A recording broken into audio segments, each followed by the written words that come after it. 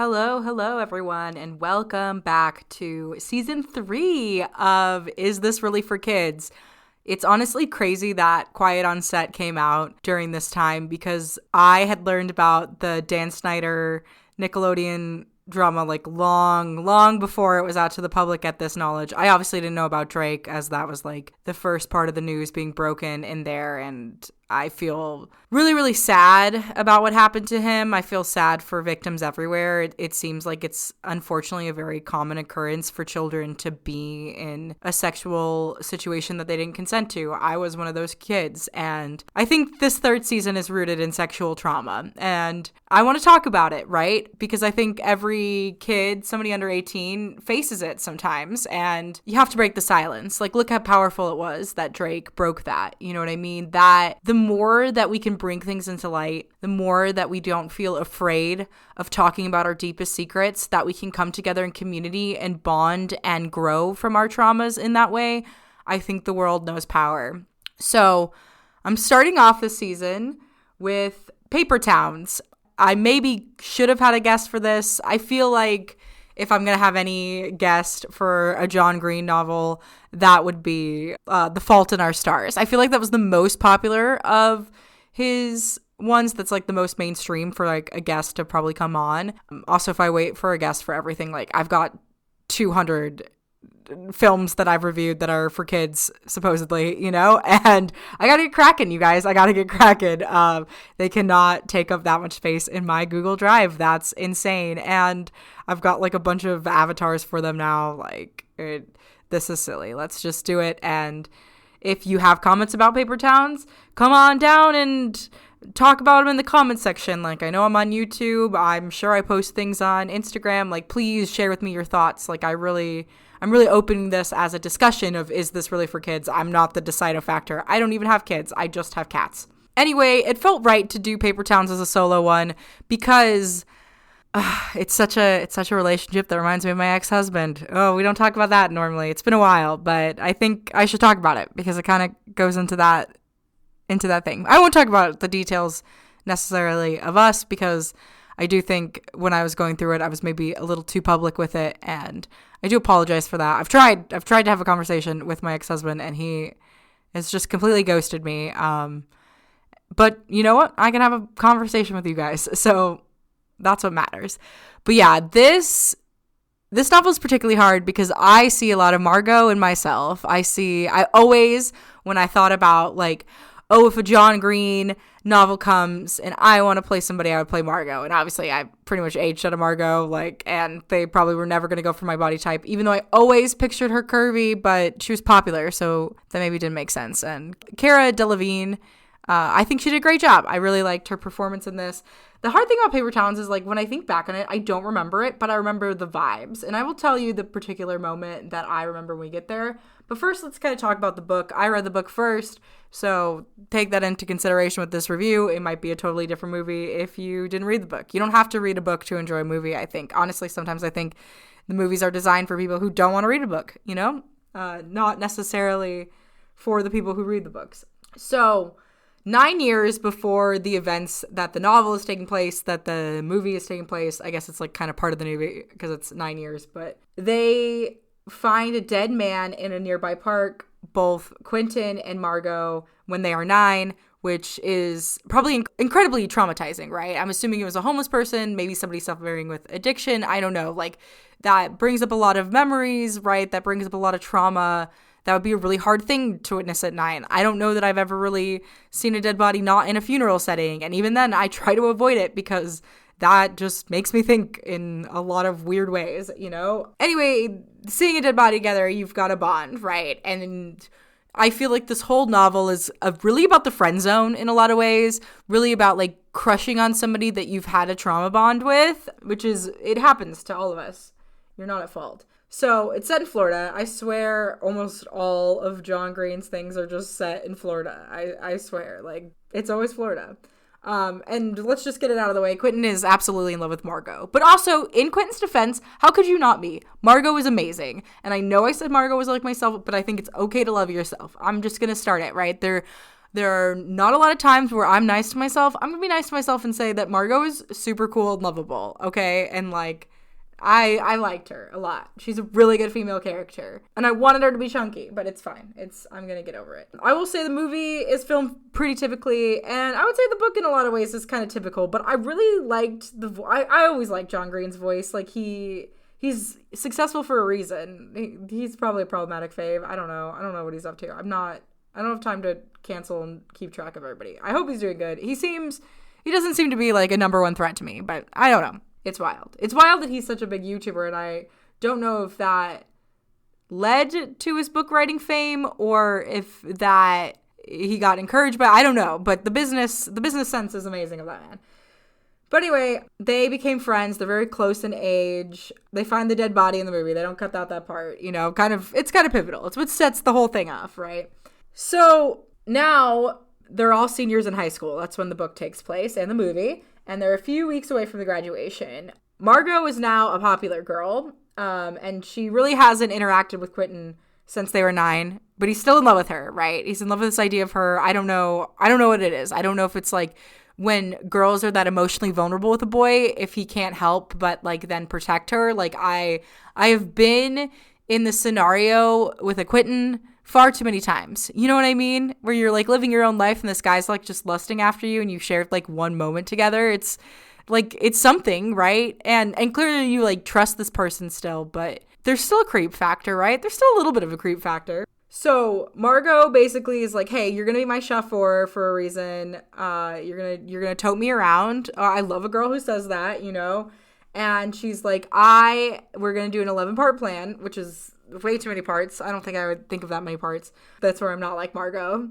And she's going to exact revenge against her friends. I don't think that I would be this outright elaborate with revenge of my friends. I think I'm kind of crafty in a way in that I design successes that would get under my friends who are mad at me's nerves. Like I craft, like for example, things did not end well with my business partner who was very pro-Mexican, which is great. You know what I mean? It's good to have Latino pride. I don't not support that. But ironically, I've started booking Spanish-speaking gigs, and he has had more of a traditional Latin background than I have because his dad was in the picture, mine wasn't, and he always loaded that over my head, but whatever. You know what I mean? That we're all learning how to treat people, and sometimes we treat people immaturely, and I would say in this category, my business partner was very much a Quentin, you know?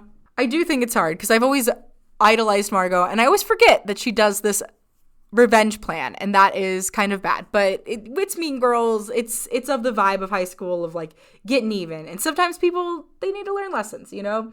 So basically Margo and Quentin are breaking into friends' houses and their cars creatively, and they're just wrecking havoc on their friends. They even break into SeaWorld, which SeaWorld is not great. So I guess I'm not personally going to break into SeaWorld, even though I don't agree with their values, because I don't know if being a burglar helps, but I don't know, like radical change, I suppose. I mean, they literally go, like in the movie at least, they go to SeaWorld at 11 at night, like, and Quentin's very much like, I don't want to be in trouble, which I think in this instance, I am a Quentin. Like, I don't think that I would ever, I don't know. There were moments in my youth when I feel a little wild like this, definitely hormonal, you know what I mean? Definitely related to my period in every sense of the word, where I'm like, yeah, you know what? I'm just going to be bad tonight. I'm just not going to think about it, you know, that rebellious. But I'm grown now, and I'm not like that anymore, you know? I do love the line, I think, when Quentin is talking about the dead body, and Quentin's got away with words. You know why people like him. And he goes, all the strings inside me broke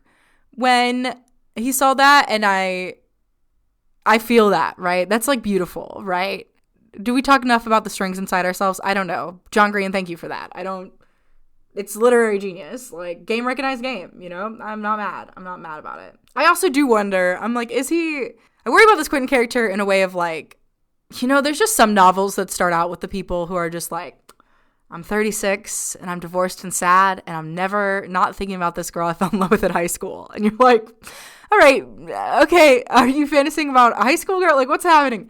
What's happening here? And I do question sometimes, it's like John Green is writing these like young, you know, barely any adults. They're always mature teen characters, and obviously he's got the voice, but sometimes I do have to question, you know, like why Why is he writing? He's at least writing female characters. I mean, we could have more female writers and the characters that they write, but it's still good, you know. His writing still good. All the strings semi-broke, you know. But I'm just saying, I do wonder, right? Is this passing the 100% for kids check? I don't know. I'm toying with it. This is definitely adolescence, you know. Like I do think you should be rather older to understand this movie, like 16, 18, and having these kind of talks about obsession. Especially in our Instagram culture of like follow, like, love, subscribe, buy this, buy that, you need to be this to be this, you know, like all that noise, it's part of obsession. And I think a lot of people have mental illnesses related to obsession that they are not maybe considering illnesses, you know? And Quentin's whole thing is like, Margo loved mystery so much that she became one. I think it's hard because it's like, to Quentin, Margo is mysterious, but she's probably not to her friends. Like, she's probably not to anybody else. Like, he just barely knew her. Like, he knows her at a time of great stress, so it feels like he knows her, but he doesn't super know her, right? And he got to know her for that night, but that's not... Knowing somebody takes all sorts of time. So the whole premise of this movie and the book is that Margo leaves clues a lot better behind than A Quiet Place 2, I wrote, which kind of dates the time that I did this review, but I also stand by what I said. Yeah, so there's kind of this mystery solving of figuring out the clues, and it's kind of an homage to House of Leaves, which I have never read, and I know a little bit about it, but not too much. In the movie, obviously, it's a little bit quicker. It's just like, oh, the Walt Whitman book House of Leaves, which is a poetry book, and it's originally like by a Woody Guthrie poster, so like Margo is manic pixie indie girl, just like the lead in an indie movie. So this was meant to be an indie movie from the get-go, I feel like. But yeah, so we're just, most of the time in the book and the movie, we're just trying to decipher these clues. I do like this message of that if you are going to run away, leave clues behind. You know what I mean? Like, if you're going to run away as a minor, or an almost adult, I guess, leave some clues. One of his friends is Ben. He has kidney infection. He's chronic. He also, I guess, chronically masturbates, and he bleeds urine, and you know, he's got a disabled friend. So maybe Quentin is cool. Maybe Quentin is hip. Maybe he's kind. Maybe he's kind of nerdy. We don't know. But that's nice of him that he's supportive. He's definitely like, I feel like this is the most he ever demands of his friends. And his friends are like, we don't like you being demanding. Which is also a theme of John Green's main character books, where it's like, this character is normally passive observing, kind of like Nick in The Great Gatsby. And then has a sudden seize of like, actually, I'm going to do this thing. And everybody's like, yeah, you've always supported me, but like, oh my God, this is unbearable that you have done this and I'm not back to my selfish life. Like, those are the buddy dynamics. Quentin has another friend, Radar, who is constantly adding to basically like a Wikipedia thing and updating that. And we barely see that in the movie because that's not super interesting, but it's going to come up and be useful. And he also has one of my favorite facts about him. He's got a girlfriend, but his girlfriend doesn't come to his house because he is super embarrassed of his parents, who have the world's largest collection of black Santas. This is another detail that when I think about paper towns, I always think about, and I love it. I just love it so much. The thought is so amusing to me. I get why this book was published, you know? They own over 1,000. It's beautifully tacky and great. I love it. I hate Santa, but I love the concept of Ben's parents being these people who own the largest collection, of that just being a fact about your parents. That's so fun. I've never had a childhood like that. It sounds fascinating and healthy, maybe. Or maybe not. Who's to say? You know, but so Ben is dating, has a girlfriend. Great for him, right? That's not Quentin's thing because he's pining over Margo. But they're also, I guess they make a comment about like they're the only two black people, so they're dating. Even Radar's got a girlfriend, Angela, who in the book is not on the road trip and in the movie is. And John Green is like, I wish I had left another female character out there to not be murdered or run away. I wish I had let one stay in the car. Now, those are his regrets, his ragrets, rather. And Ben is dating one of Margo's former friends. And congratulations to him, because he is constantly talking about masturbating, which I guess is maybe a teen boy thing, but I've just blocked that out. I just don't. I don't know. If you're a teen, let me know. Well, no, because I'm older, so don't actually. Sorry about that. Definitely in my life, I've seen a lot of interracial couples, something that I normally did. I can't believe right now that I'm with a primarily white guy. Never thought I was going to end up like that, but it do. So whoops. We unfortunately don't learn a lot about Ben's girlfriend. She's like there. She's like a big character. This is a boys' movie. Yes, there's a big female character who's cool, but she's barely in the movie. Yet she haunts us everywhere. Anyway, Margo comes barging in on Quentin's little night, and she wants to borrow his mom's car, which is a big ask, girly. But if you know a guy's in love with you, you know, what are you going to do? So Margo, of course, approached Quentin because she needed a getaway driver. Very bold to just be like, hey, you're going to be my Clyde, and that's it, and you have no say. She broke up with her boyfriend, though, so she is a woman on the edge. Like, she's having bullhorns in the store, buying them, you know. When you're buying a bullhorn, you've reached a point in your life, you know what I'm saying? And there's like random capitalization, you know, another point in your life. These are two things that I have done as a person, so I can speak to it. She has decided that she will be happy at 30. I think so is Quentin. Maybe because he thinks he's going to end up with her all along. And we don't know, because the story kind of ends in the middle, not at the end. I wonder if there is a sequel to Paper Town somewhere in there. So she decided the revenge that was best was to steal her boyfriend's clothes. That's why she couldn't drive the car. She had to be the one to go grab the things so that they can make a quick getaway.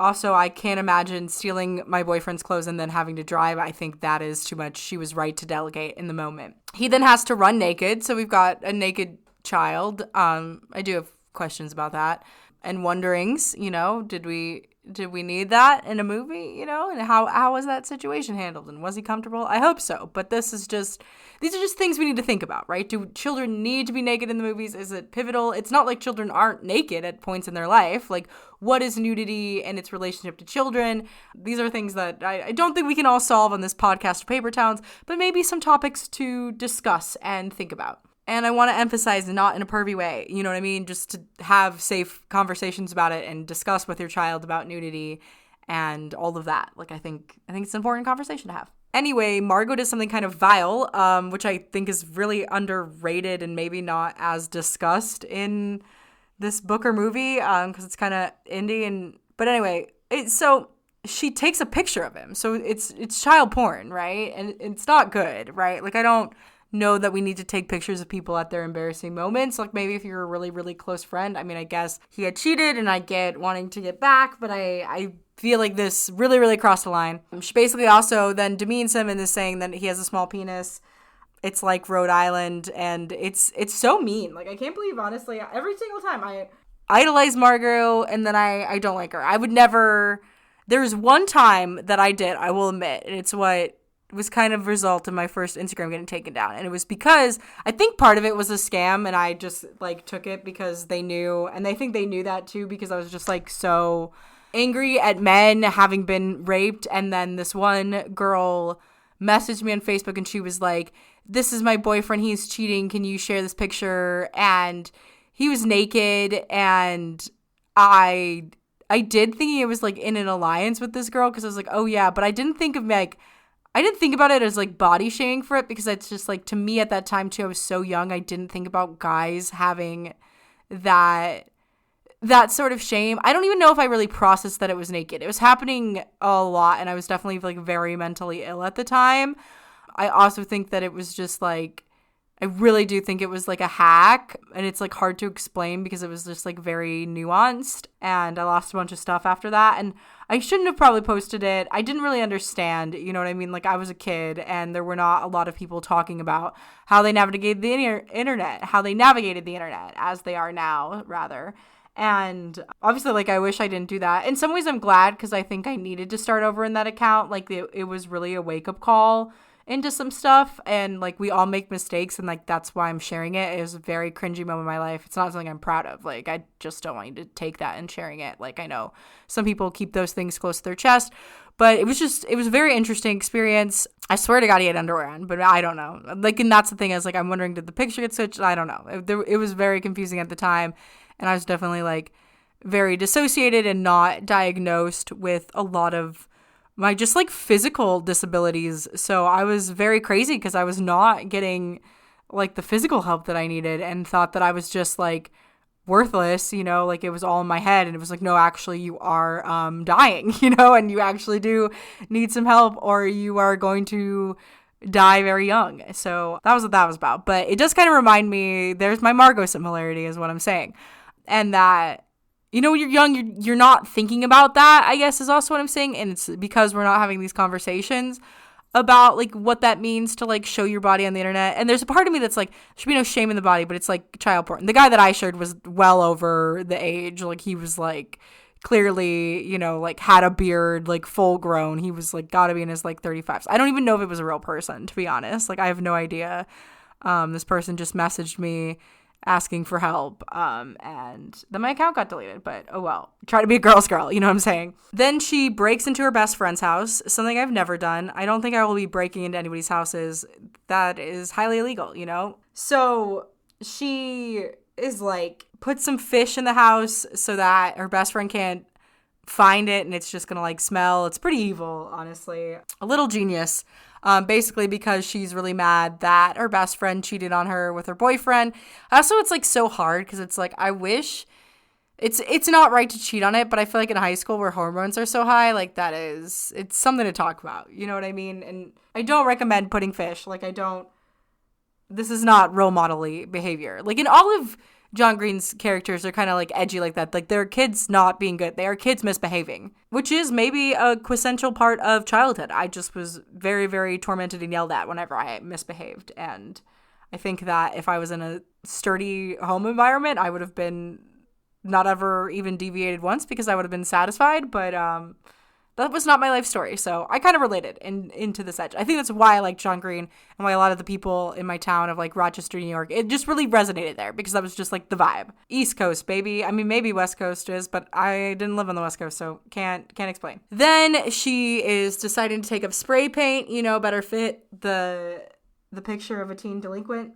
Quentin is just, you know, a bystander at this point. He's just watching outside. That's kind of his vibe. Like I said, Nick and the Great Gatsby. Then they sue Dan, wrap a car, which is wild and also probably dangerous. I don't know a lot about cars, but I'm assuming saran wrap and gasoline are not friends as chemicals. And then they're just breaking in houses, putting petroleum in the door handles, which a great prank, but also so cruel, so cruel. And she basically just has him have a rude awakening, you know, all in hindsight. She's just very upset and just has decided to tank her life. We've been there. It does really seem, though, upon reflection, petty and mean rather than badass, as I think it is really painted as, and Quentin is definitely seeing it as. I think for Quentin, he's all pretends that he doesn't think about social status and stuff, but I think there is a little part of him that likes that, like, oh, it's probably other people's life, like, that's way worse than mine. Like, at least Margo's not doing that to me. She's, in fact, requesting my help. Like, there's definitely that going on. I do understand, like, being young and wanting to teach people lessons. Like, I do love that. Like, we stand a rebel, but I do think this is way too far. She's definitely, like, toxic, trouble-girled Margo. And I don't love Kara in this role. I think she's fine. She has her moments, and obviously the more that I hear about her story, she was probably struggling a lot during this time. And I also think that it is fair to cast an actress who is going through something in the role of Margo, because it's like, yeah, you know what I mean? Anyway, even after all these break-ins, Quentin is now kind of hesitating. He's like, wait, I can't, like, if we're breaking into stuff, like, especially something like SeaWorld, like, I can't do stuff like that. Like, I'm trying to go to Duke, which tells you everything you need to know about Quentin, I think. And Margo is like, come on, just like listen to the soothing sounds of corporate America, which I don't know if they're soothing. Maybe sometimes. I've been trying to break into corporate America and they're like, God, we don't want you. And I'm like, that's fair. So Margo knows the security guard. That's how she's going to get him into SeaWorld. And the security guard is just also very much like, you know, cute when confident, less when not, very oof, you know, all that is not the best. I don't know what it is about confidence that is sexy. I think that's gotten me into most rooms, is that I just dare to be a little bold. But basically Margo is just going on and is like, you know what, Quentin, like, you are going to be happier if you are more confident. Like, go in and like have a personality, like take up space, like just don't be a wallflower, like very perks, you know what I mean? Which I feel like there is an influence for that on this book as well. And she's like, the way that you're feeling tonight, you should feel your entire life, which that would shake me up if somebody said that to me, to my face. Like, that would shake me to my core. Absolutely. And she just is like, your comfort zone, it's way too small, which for Quentin, I believe she is correct in this. I don't believe she's incorrect in the pranks that she's done, but she's correct in this. Anyway, gives Quentin the nudes because she's like, if anybody tries to bully you for anything, like if they saw you, you have their nudes as like power, which is like rough. I don't think Quentin would really do anything, but it is just like, this is child porn, and we're not discussing this enough. We're not talking about it enough. And this has a Spark Notes, so I'm assuming that this is taught in schools. Anyway, Margo has decided to run away for the 5th time. This is a common occurrence, and she's about to be 18, which makes it difficult to track her because she's an adult and you have to wait for certain things. It's wild. So because they're 18 too, all this illegal stuff, like they can get tried as adults, which equals more busted. I don't even understand why there is a jail for kids. I guess maybe there has to be. I only have a limited perspective of the justice system, but it does make you think. It does make you think. I mean, she probably should get, I don't know if she get jail time for what she did. Like, there was obviously, it's like a hard crime, and probably should have a case and be scared, I would say. And you can learn a lot from going through a lawyer's case, I think, particularly young. To go back to my one story too, just because I feel like I am jarringly awful. Like, I do hate that I did it. Like, I wasn't thinking of that guy as a person. It was just like somebody sent a photograph, you know what I mean? And I that's what I'm trying to say with like Margo, and I think part of this story and like the youth of that and not having these conversations is just like, like Instagram had just switched over their like nudity laws of being hard, because I was like on Instagram from like, I feel like the beginning of Instagram's time, like relatively on there. Like, I was 13 when I first had it. So probably good that account went, because I had it when I was 13 and like literally being traumatized. But it was like the nude laws had changed, because you used to be so much more naked on Instagram, and you can still be pretty naked on Instagram. I feel like it's way more commercialized as they got kids on it, but this is interesting, right? It's like, I don't want to say interesting in a way that's like sexy, because that's not what it is when it comes to like photographs of children. Like, why are people doing that? I even think about like the nudes that I sent as a child. I'm like, where are those today? Like, that's bad, right? Was somebody selling them? Like, I just have like a lot of questions, because there were just like, I was online so early and young, and that was like before Facebook and all of this was policed, and like, we don't talk about those times. That was the Wild West out there, y'all. And Paper Town seems to be like before social media, just so you know, like the context of it, which is also probably why I gave it maybe a higher score, because I do feel like the media does not know how to incorporate a lot of social media in a movie, like of how it actually feels and what it's like. Like, it's always just like played up. Like,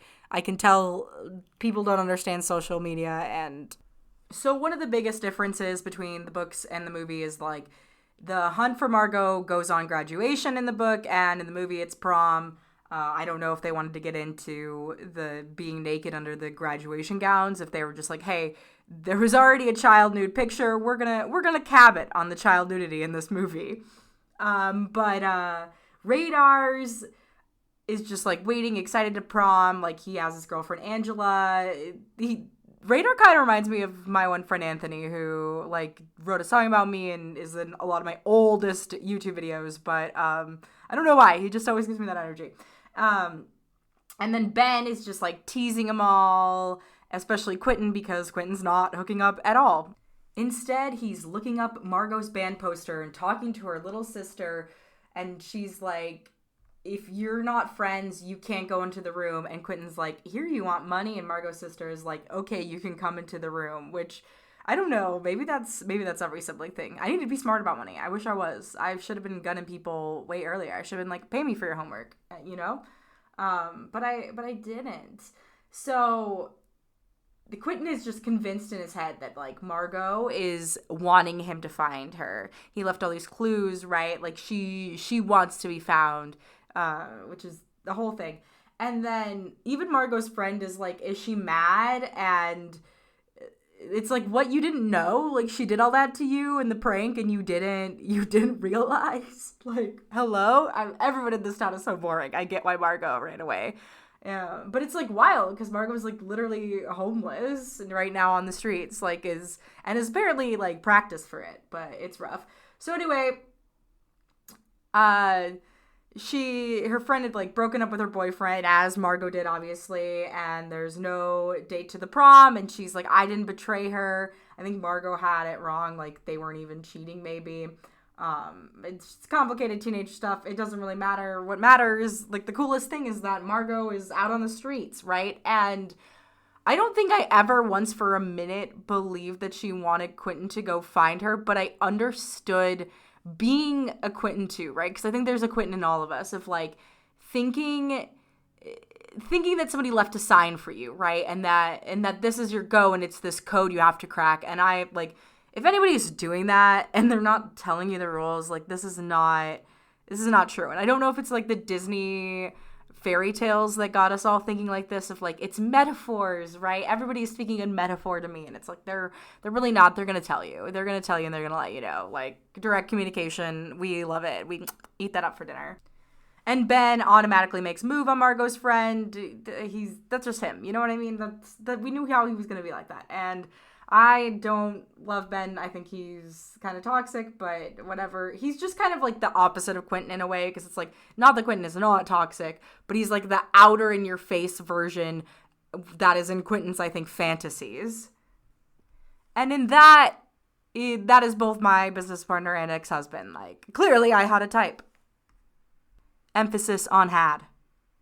So Margo's door is unhinged. Her parents are not amused. I mean, she's missing, so I get it. Like, and right before graduation, and which is supposed to be like a celebratory time for families too. Like, graduations are bigger than you, which I should have realized when I was forfeiting all of them.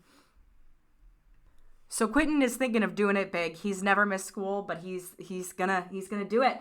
And they're all talking about their adventure in weird voices. They're gonna go to the troll hole, and basically Quentin is like, look at this passage. I think Margo wants us to go to this paper town, and because she's never going to come back to this town because it's just like a fake town. So she went to all these pseudovisions rather. And that's like a big part of the book. Like the movie doesn't super go into it. I never really got those things. I also don't really super understand them because I'm not from Florida. And I don't really think that we had a lot of these, but basically there's a bunch of like just abandoned pseudovisions, which I think is true because there's another Florida film that I just watched that I'll review on here that had the same thing of just like these abandoned subdivisions in suburbia that are just there and not really policed. And Quentin thinks that if Margo can come back, like teachers will allow her to make up. And he's invited to go to Jason's party, but he's not going to talk to Jason because he did his girl wrong, right? He's loyal, this man, but all the friends are going to go to the party and he's like, okay, whatever, go. So he just goes back to his place and falls asleep. And then Ben calls and is like, hey, can you be our designated driver? We're drinking. And, you know, like everybody doesn't understand that Quentin is having a total change of self, right? Like they're just expecting, you know, he's like, you can't expect us not to be ourselves. Like this is how we've always been. So then Quentin is like, oh my gosh, Margo has been to my house. Maybe I'll find something. And then in like even Jason's house. And then he's like, oh shoot, I gotta pee. And then Lacey is in the bathroom and she's like, come sit in the bath. And she gets mad that that people always see her as beautiful, but they never see her brain. Like she's going to Dartmouth. Like it's so dumb and teenagery, but I don't think I've ever been like, I just don't have pretty privilege like that, where I'm like, all everybody ever sees is that I'm pretty, and they don't see that I'm so smart. And I'm like, I don't know. I think people, there's literally statistics too of people assuming that pretty people are smart. I don't understand when pretty people are suffering, and I know it doesn't work like that, but I'm like, the whole world is your oyster, babe. But I know it's hard. It's hard when you don't see that you're pretty, probably. So Lacey was told that she like had chlamydia, but she doesn't anymore. And, you know, she's like, maybe now I'm going to be the prom queen because if Margo was here, you know, it would always be her. So I would probably never be it. And then Ben comes in and tries to hit on Lacey and she throws up on him, which is super gross. They are singing the Pokemon song in the head, which is, I love. And there's like just a super goofy, adorable moments. Like the road trip, it takes too long to get here. Like, look, I'm 30 minutes into this podcast. I'm just now really kind of getting onto it. But that's how it is. So they hear Lacey scream, and now their goal is that they're going to find Aljoe, Aljo, New York. I kind of love the name. I think that's a real place, but maybe not. But it's full of like abandoned pseudonyms and pseudovisions. Why do I keep want to say pseudonyms? Because of the English. But anyway, then Radar is kind of being confronted by Angela that, you know, that he's afraid of her because he's not telling the truth, and she's like too afraid of losing him, so she's also coming on the road trip. And it's gonna be fun. Everybody's like a little bit worried because they're like, we have to be back before prom. Like, this is our high school moment. Like, don't ruin it, Quentin. And Quentin's like, no, come on. We're just gonna hang out with friends. We're gonna be back. It's fine. We can only stop 4 times to be back in time. And then Ben, unfortunately, has to pee. He's also got a disorder, so it's not, you know, it's his body. It's not his fault. So there's a lot of pee humor. And Ben is handed a can by Lacey, and he's like, I'm gonna need 2, you know, like I have a thing. And so they're holding 2 cans of pee, and then they get it on the front and the car spills. Oh, it's so gross. I hate stuff like that. So they're like, we have 6 minutes tops to stop and like clean up. And then they almost hit a cow in the middle of the road. Ben saves all their life, so he has a redeeming moment of being absolutely obnoxious. The car tires are bad, and then Lacey ends up hugging him because she's all nervous, you know. People were reunited.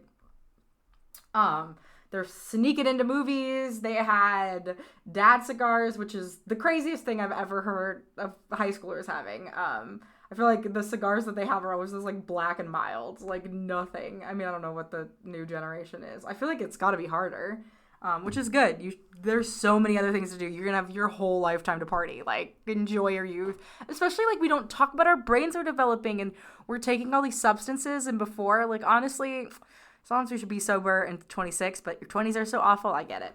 Anyway, high school's almost over, right? And they're enjoying every minute of it. And they are talking about how, like, the lateness of all of it.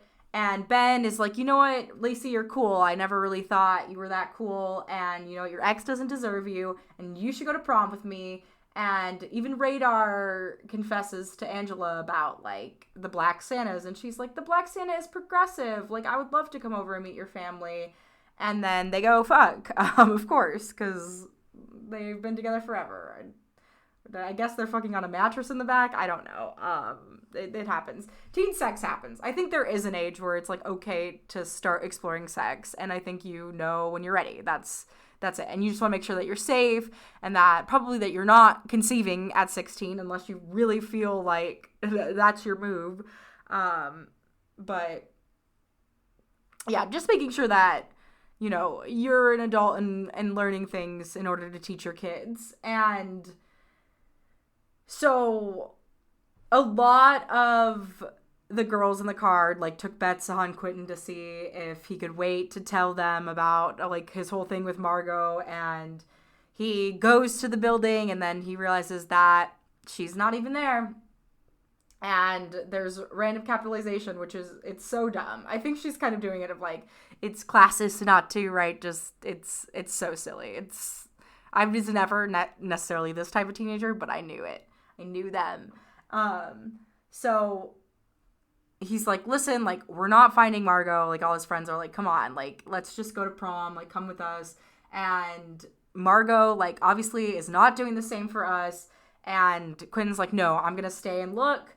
Like, here are the keys, I'm gonna stay. And they just leave to go to prom. And at first I thought it was selfish. I mean, I don't think I could have went to prom. It's hard because, like, I didn't necessarily have, like, a boyfriend or girlfriend at prom, and that might have been a better moment to have rather than, but I don't think I could leave Quentin, like, alone without a car, you know. Like, I would stay, you know, like, especially, like, Ben or Lacey, who was like, you just met, but okay, but I guess they wanted to go. So then I realized that the Quentin is the Naked Brothers band guy, which is the same guy from Hereditary, which I will also talk on this podcast about, right? But that broke me. Then it took to this point of the movie for me to realize. And so Margo, there's just like the whip of her hair, right? I don't think they nail this, but whatever. And Margo's like, oh, I didn't think that you would come. And he's like, yeah, but you left all these clues. Like, I thought you wanted me to come. And she's like, I didn't leave them for you. Like, I just always leave clues. And Quentin's like, confesses his love for her. And Margo's like, you don't love me. Like, you don't know me. Which, that is why I wanted this part, right? I wanted it for these juicy bits. And she's like, I don't even know me. And she's like, you saw what you wanted to with me. You saw this cultivated fantasy. I was your first partner in crime. You were mine, and I wanted you to be my last. And there's still some sexual tension. Like, they're dancing together at one point at the top of the world. Like, that's, like, Margo even confesses in the book that, like, yeah, there's this fantasy of me at 10 that, like, got together with you, but it's, like, it's a fantasy. It's not reality. It's not what happened. It's not what I did. Like, if I wanted to, I would have done it. And Margo is like, I just ruined, like, with my revenge, like, I ruined the best weeks of what is supposed to be my life, and I don't want to deal with, like, the emotional turmoil of going back. And Quentin's like, well, I don't think you ruined mine. Like, I think you really made it. And, like, I think you should come to prom with me and, like, let's just go back and have fun and make these, like, really good weeks. Like, let's just enjoy them. It's, like, our right as teens. But Margo's not coming back. She's going to go to New York, and he boards the bus because he's not. They did kiss, and, Margo is like, just like, remember that I'm more than a person. I'm like a Tyrannosaurus Rex or whatever. You know what I mean? But hopefully Quentin has learned from this in not living in fantasy and getting out there to leave, because he shows up to prom stag and he just shrugs and he carves the name on the piano so he remember, and they're not worried about it. You know what I mean? He enjoys his prom. Also in the book, the reason that he finds that she's in Algo, New York is like, hey, I'm only going to be here until May 21st or whatever their graduation, May 28th rather. And it's like edited into a Wikipedia note, which his friend would catch. And that's like the clues. Like, I do think she wanted to be found. And I think she is playing it a little cool, to be honest. I think a part of her did. But knowing the teenage girl, I think it's like she wanted it to be Jason. I also feel like this is a more interesting book from Margo's perspective, and that's what I want. Also, the movie ruins Margo being like just completely like dirty. You know what I mean? She's been living on the streets in this like general store that's abandoned, or like in this weird place that's like all decrepit. And instead puts them, like, having milkshakes. Like, it just takes out the urgency of it, and it just, like, makes it seem more fine. Also, the fact that he took a Greyhound and then also made it to prom is wild, The book ends at Quentin and Margo's kiss, but the movie goes on, and it's just basically, like, shows that Quentin has learned to live his life somewhat and is enjoying the friends he had rather than the ones that he didn't. And I do think I like the book's ending because it's like, while Quentin is going back for now, like, I feel like he is going to meet up with Margo again, and it does feel like their friendship, he is going to get her as a friend too, and that him coming to go see her, like, that brought a friendship together between them. And yeah, this isn't the worst movie ever. It's not my favorite. I think it is over Looking for Alaska in some ways. And I part of it is like, I think like this one more than Looking for Alaska, because Looking for Alaska is kind of devastating in a lot of ways.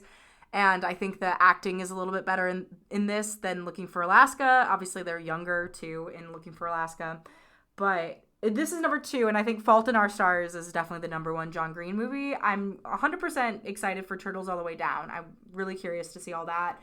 And yeah, but what did you think about Paper Towns? Feel free, if you've got some money, to donate below so I don't have to live in a pseudo town. Feel free, because I'm doing this all just out of the kindness of my heart. There's a bunch of affiliate links. If you want to buy something, I've got a store that is constantly having new stuff in, so feel free. I would love to take your money and put it to a good cause if you have it. And if you don't, there's tons of other ways to follow me and support the podcast, like give it a review, like it, add it to your playlist, add it to your favorite podcast, what you're listening now. Follow my Instagram so I can secure more brand deals. Follow my YouTube.